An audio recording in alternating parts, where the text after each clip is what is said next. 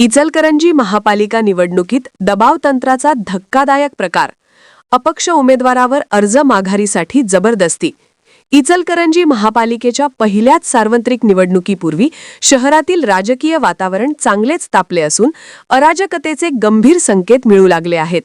प्रभाग क्रमांक 3 मधील अपक्ष उमेदवार सौ सुनीता प्रमोद पाटील यांच्यावर उमेदवारी अर्ज माघारी घेण्यासाठी दबाव टाकण्यात आल्याचा धक्कादायक प्रकार शुक्रवारी उघडकीस आला. या घटनेमुळे शहरातील राजकारण चांगलेच ढवळून निघाले आहे. मिळालेल्या माहितीनुसार सौ सुनीता पाटील व त्यांचे पती प्रमोद पाटील यांना काही जणांनी जबरदस्तीने 4 चाकी वाहनात बसवून प्रभाग समिती कार्यालय ड च्या आवारात आणले. तेथे त्यांच्यावर उमेदवारी अर्ज माघारी घेण्यासाठी दबाव टाकण्याचा प्रयत्न करण्यात आला.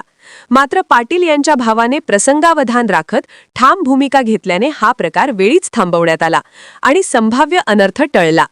या घटनेनंतर प्रभाग समिती कार्यालय ड परिसरात काही काळ तणावपूर्ण वातावरण निर्माण झाले होते. निवडणूक प्रक्रियेदरम्यान उमेदवारांवर अशा प्रकारे दबाव आणला जात असल्याच्या आरोपांमुळे नागरिकांमध्ये तीव्र संताप व्यक्त होत आहे. लोकशाही मूल्यांची पायमल्ली करणाऱ्या या प्रकारावर कठोर कारवाईची मागणी होत आहे.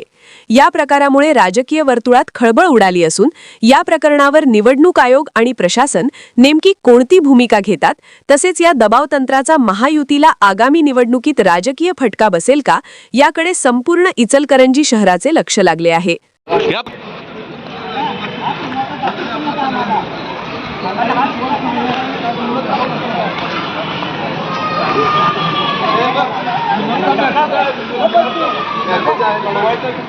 सर्वसामान्य उचलून आणलेलं आहे, सगळं उचलून आणलेलं आहे, प्रकरण केलं आम्हाला करायला बघ विनोद माघार घ्यायची